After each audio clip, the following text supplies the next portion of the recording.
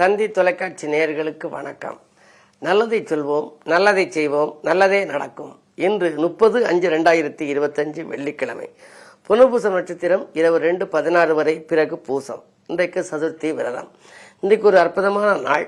முருகப்பெருமானுடைய முழு அருளுக்கும் பாத்திரமான பாம்பன் சுவாமிகள் அவர்களுடைய நினைவு நாள்.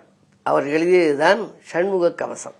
முருகன் அருளாலே அந்த காலில் உள்ள தொல்லைகள் நீங்கி ஓரிரவிலேயே குணமாகியவர். ஆகையினாலே சென்னையில் உள்ள அவர் தங்கியிருந்த மருத்துவமனையில் அவர் இருந்த அந்த படுக்கைக்கு மேலே கூட அவருடைய படம் இருப்பதாக சொல்லுவார்கள். பலர் வந்தவர்கள் அந்த படுக்கையில் ஒரு நிமிடம் உட்கார்ந்து விட்டு கூட போவார்களாம், நோய் தீர வேண்டும் என்றெல்லாம் என்று நான் கேள்விப்பட்டிருக்கின்றேன்.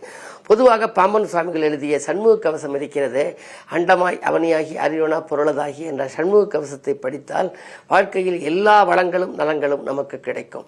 அவரை இன்று நாம் நினைவு கொள்ள வேண்டும். அவருடைய வரலாறை படித்தால் நீங்கள் தெரிந்து கொள்வீர்கள். மிக அற்புதமான ஆற்றல் மிக்கவர். ஆகையினாலே அந்த பாம்பன் சுவாமிகள் நினைவை போற்ற வேண்டும் என்று சொல்லி இன்றைக்கு நான் உங்களுக்கு சொல்ல இருக்கிற நல்ல கருத்து, பெயரிலே பிறந்த தேதியிலே 1 பூஜ்ஜியம் இருப்பவர்களுக்கு எப்படி இருக்கும் வாழ்க்கை, 2 பூஜ்ஜியம் இருந்தால் எப்படி இருக்கும், 3 பூஜ்ஜியம் இருந்தால் எப்படி இருக்கும் நீங்க தெரிஞ்சுக்கணும். சில பேர் கார் வாங்குற போது ஐயா 50-70 வருது, 2 பூஜ்ஜியம் இருக்கே வாங்கலாமான்னு கேட்பாங்க.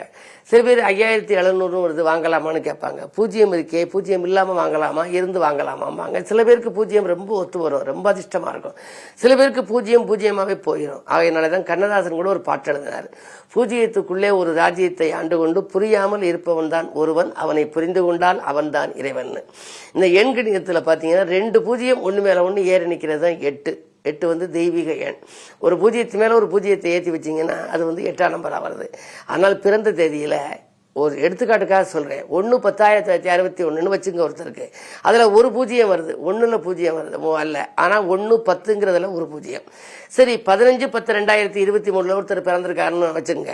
அப்போ 2 பூஜ்ஜியம் வரும். 15ங்கிறது பூஜ்ஜியம் இல்லை, ஆனால் 10ங்கிறதுல 1 பூஜ்ஜியம் வருது. 2023 1 பூஜ்ஜியம் வருது. அங்கே 2 பூஜ்ஜியம் வருது. சரி, சிலர் பிறக்கிறதுல 3 பூஜ்ஜியம் வரும். 10/10/2024 ஒருத்தர் பிறந்திருக்காருன்னு வச்சுங்க. 10ல் 1 பூஜ்ஜியம் வருது. அடுத்த மாதத்தில் 1 பூஜ்ஜியம், 2024 1 பூஜ்ஜியம்.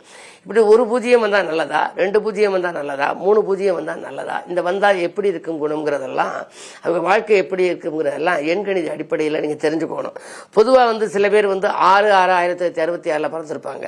அதே மாதிரி 7/7/1977, 2/2/2022 இந்த எண்ணிக்கை ஒரே மாதிரி உள்ள எண் அதிகமா வரும். எப்படி ரூபாய் நோட்டுல எண் அதிகமா ஒரே எண் வந்தா வாங்கி வச்சுக்கணும் அதிர்ஷ்டம்ங்கிறாங்களோ, அது மாதிரி இப்படி உள்ள பிறந்த தேதியில் இப்படி வந்தா அவங்க அதிர்ஷ்டக்காரர்களாக இருப்பாங்கிறது ஒரு நம்பிக்கை. இருந்தாலும் உங்கள் தேதியில் 1 பூஜ்ஜியம் உள்ளே இருந்தால் நல்லதுதான். ஒரு பாடல், உங்க பேர்ல 1 பூஜ்ஜியம், இப்ப 1/10/1961 சொன்னேன், அதுல 1 பூஜ்ஜியம் இருக்கு இல்லையா, அது மாதிரி உங்க டேட் ஆஃப் பர்த்தை பாருங்க. ஏதாவது ஒரு இடத்துல 1 பூஜ்ஜியம் மட்டும் வந்துச்சு அப்படின்னா உங்கள் தேதியில் 1 பூஜ்ஜியம் உள்ளே இருந்தால் நல்லதுதான். தங்கள் உழைப்பு உயர்வு தரும், உழைப்பால் உயர்ந்த உத்தவன்னு பேர் வரும். தக்க தொழிலும் அமைந்துவிடும். நீங்க எதை எதிர்பார்க்குறீங்களோ அந்த தொழில் உங்களுக்கு அமைஞ்சிரும். பொங்கும் தெய்வ பக்தி வரும், புவியையாளும் யோகம் வரும். அரசியல் ஈடுபாடு ஏதாவது ஒரு போஸ்ட் உங்களுக்கு கிடைக்குமா. எங்கும் சுற்றும் பயணம் வரும். சுற்றுப்பயணத்தில் ரொம்ப ஆர்வமுள்ளவர்களாக இருப்பார்கள். இதயம் மகிழும் வாழ்வு வருங்கிற நல்ல மகிழ்ச்சியான வாழ்வு இருக்குமா. 1 பூஜ்ஜியம் இருந்தால் அதுக்காக நீங்க பயப்பட வேண்டியதில்லை. அதனுடைய ஆதிக்க கால மொத்த கூட்டுத்தொகை வருகின்ற பொழுது ஒவ்வொரு 10 ஆண்டுகளுக்கும் ஒரு மாற்றங்களை அது கொடுக்கும் என்று தெரிவித்து இந்திய ராசி பலன்களை இப்பொழுது உங்களுக்கு வழங்கப் போகின்றேன்.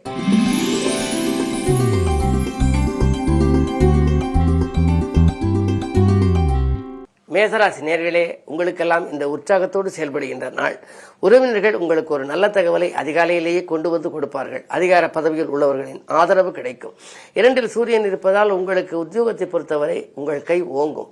மேலதிகாரிகள் இணக்கமாக நடந்து கொள்வார்கள். உத்தியோகத்தில் உள்ள நுணுக்கங்களை கூட கற்றுக் கொடுப்பார்கள். அரசு வழி சலுகைகள் எதிர்பார்த்தபடி கிடைக்கலாம். இல்லம் கட்டி குடியேற வேண்டும் என்ற ஆசை நிறைவேறும் நாள் இந்த நாள்.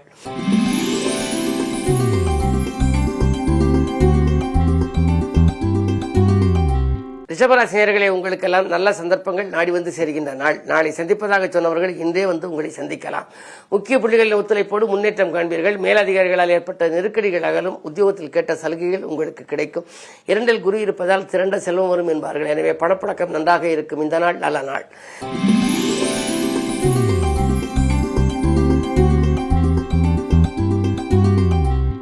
மிதுனராசினியர்களே, குருச்சந்திர யோகம் இன்று செயல்படுகின்றது என்பதனாலே நிதிநிலை உயரும், நிகழ்கால தேவைகள் பூர்த்தியாகும், எதிர்கால நலன்கிறது நீங்கள் எடுத்த முயற்சிகள் யாவிலும் உங்களுக்கு வெற்றி கிடைக்கும், கொள்கை பிடிப்போடு செயல்படுவீர்கள், கொடுக்கல் வாங்கல்கள் சரளமாக இருக்கும், குரு பலம் நன்றாக இருப்பதனாலே கல்யாண கனவுகளும் நனவாகும், பெற்றோர்களின் மணிவிழாக்கள் கூட நடைபெறுவதற்கான அறிகுறிகள் தென்படும். இந்த நாள் நல்ல நாள்.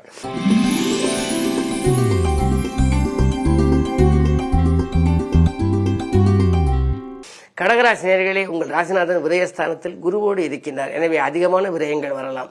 இன்று நீங்கள் வருமானம் 1 மடங்கு வந்தால் விரயங்கள் 2 மடங்கு ஆகலாம். யாரையும் நீங்கள் அனுசரித்துக் கொள்ள வேண்டும். இடமாற்றங்கள், வீடு மாற்றங்கள் தானாகவே வந்து சேரும். உத்தியோகத்தில் கூட ஒரு சிலருக்கு வீண் பணிகள் வரலாம். அதன் விளைவாக வேறு உத்தியோகம் மாறலாமா என்று கூட சிந்திப்பீர்கள்.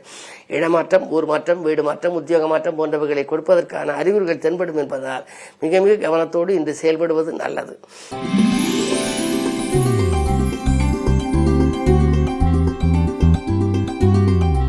சிம்மராசி நேயர்களே, உங்களுக்கெல்லாம் இன்று ஆன்மீக நாட்டம் அதிகரிக்கின்ற நாள். சனி உங்கள் ராசிக்கு 7ல் இருக்கின்றார். வாழ்க்கை துணையோடு சில பிரச்சனைகள், குடும்பத்திலும் பழைய பிரச்சனை மீண்டும் தலைதூக்கலாம். ஜென்மத்தில் கேது இருப்பதனாலே புகழ்பெற்ற ஆலயங்களுக்கு சென்று வழிபட்டு வர வேண்டும் என்று நீங்கள் நினைப்பீர்கள். அந்த எண்ணங்கள் நிறைவேறும். அத்தியாவசிய பொருட்களை வாங்குவதற்காக அதிகம் செலவிடுவீர்கள். ஆனால் அதே நேரம் அதிக தொகை கொடுத்து வாங்கிய சில பொருட்கள் உங்களுக்கு உபயோகம் இல்லாமல் போனதால் வருத்தப்படவும் உங்களுக்கு நேரிடும். உங்கள் ராஜநாதன் சூரியன் புதனோடு இணைந்திருக்கின்றார். எனவே பொருளாதாரம் சிறப்பாக இருந்தாலும் விரயங்கள் கொஞ்சம் கூடுதலாக இருக்கும். மிக மிக விழிப்புணர்ச்சியோடு இருக்க வேண்டும். யாரையும் நம்பி எதுவும் செயல்பட இயலாது. பிறரிடம் பொறுப்பு ஒப்படைத்தால் நடைபெறாமல் போகலாம்.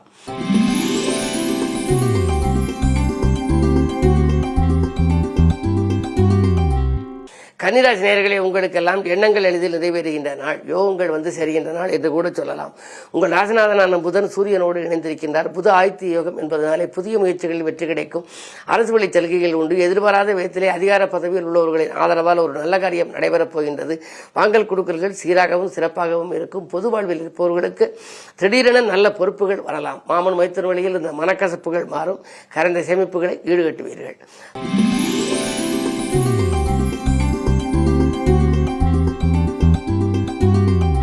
துலாம் ராசி நேயர்களே, உங்களுக்கு அஷ்டமத்தில் சூரியன் இருப்பதால் அலைச்சல் அதிகரிக்கும். உஷ்ணாதிக்க நோய்க்கு ஆட்பட நேரிடும். எதையும் திட்டமிட்டு செய்ய இயலாது. திடீரென எண்ணங்களில் மாற்றம் வரும். எதிர்மறை சிந்தனைகள் அதிகரிக்கும். இன்று நீங்கள் நேர்மறை சிந்தனைகளை வளர்த்துக் கொள்ளுங்கள். சதுர்த்தி விரதம் என்பதனாலே ஆனைமுகனை வழிபடுவதன் மூலம் நன்மைகள் கிடைக்கும்.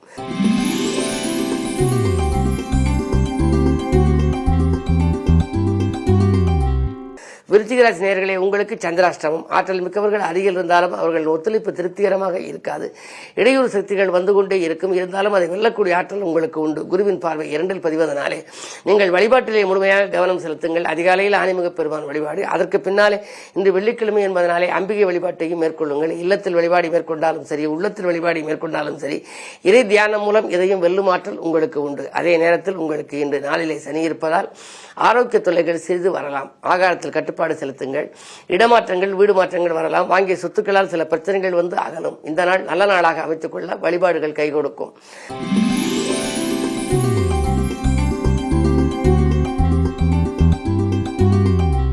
தனுசு ராசி நேயர்களே, உங்களுக்கு 6லே சூரியன் இருப்பதனாலே உஷ்ணாதிக்க நோய்க்கு ஆட்பட நேரிடும்.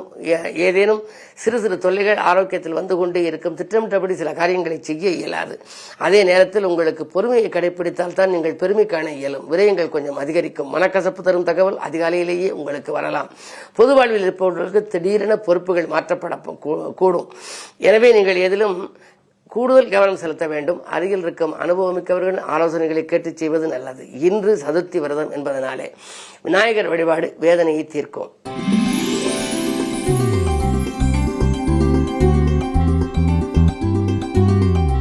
மகர ராசி நேயர்களே, உங்களுக்கு 5ஆம் இடத்திலே சூரியன், 6ஆம் இடத்தில் குரு. 6ல் குரு இருக்கின்ற பொழுது மறைமுக எதிர்ப்புகள் உங்களை ஆட்கொள்ளும். அதே நேரத்தில் உங்கள் ராசிக்கு 2ல் ராகு சனி இருப்பதனாலே குடும்ப பிரச்சனையும் கொஞ்சம் கொடிகட்டி பறக்கும். நாளைக்கு முன்னூறு இந்த பிரச்சனை மீண்டும் தலை தூக்கலாம். தொழிலில் கூட யாரையும் நம்பி ஒப்படைத்த பொறுப்புகள் அவ்வளவு சிறப்பாக நடைபெறாமல் போகலாம். 8ல் கேது இருப்பதால் அலைச்சல் அதிகரிக்கும். ஆதாயம் குறைவாக இருக்கும். நினைத்த நேரத்தில் எதையும் செய்ய இயலாது. அப்படி இருக்கின்ற பொழுது நீங்கள் வழிபாடுகளில் குறிப்பாக குலதெய்வ வழிபாட்டை மேற்கொள்ள வேண்டும். அதே நேரத்தில் இஷ்ட தெய்வ வழிபாடுகளை மேற்கொள்ளலாம். இன்று ஆனைமுக பெருமானுக்கு கவசம் பாடி வழிபட்டால் காரியங்களில் உள்ள தடைகள் அகலும்.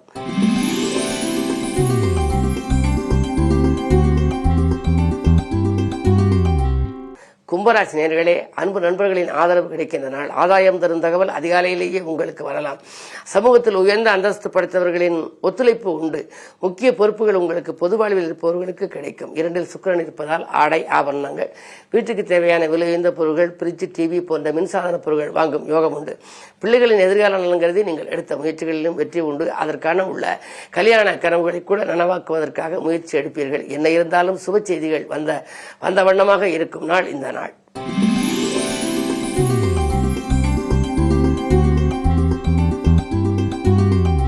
மீனராசினியர்களே, உங்களுக்கு பிள்ளைகளால் பெருமை சேர்கின்ற நாள். பிரச்சனைகள் தீர்ந்து நிம்மதி காண்பீர்கள். 5ஆம் இடத்திலே செவ்வாய் இருக்கின்றார். ஆனால் 5க்கு அதிபதியான சந்திரன் 4ஆம் இடத்தில் சுகஸ்தானத்தில் குருவோடு கூடியிருக்கின்றார். எனவே பிள்ளைகளால் பெருமை சேரும். படித்து முடித்த பிள்ளைகளுக்கு வேலை வாய்ப்பு கிடைக்கவில்லை என்று நினைத்தால் வேலை கிடைக்கலாம். மாலை கிடைக்கவில்லை என்று நினைத்தால் திருமண யோகம் கைகூடும். அயல்நாடு செல்ல வேண்டும் என்று விரும்பினால் அதற்காக எடுத்த முயற்சியும் உங்களுக்கு வெற்றி தரும். என்ன இருந்தாலும் குருச்சந்திர யோகம் நாளில் இருப்பதனாலே இடம் வாங்குவது, வீடு கட்டுவது, கட்டிய வீடை பழுது பார்ப்பது போன்றவற்றில் கவனம் செலுத்துவீர்கள். பெற்றோர்களின் ஆதரவு உங்களுக்கு உண்டு. தொழிலை விரிவுபடுத்த எடுத்த முயற்சிகளிலும் வெற்றி கிடைக்கும். இந்த நாள் நல்ல நாள். மேலும் விவரங்கள் அறிய தினத்தந்தி படியுங்கள்.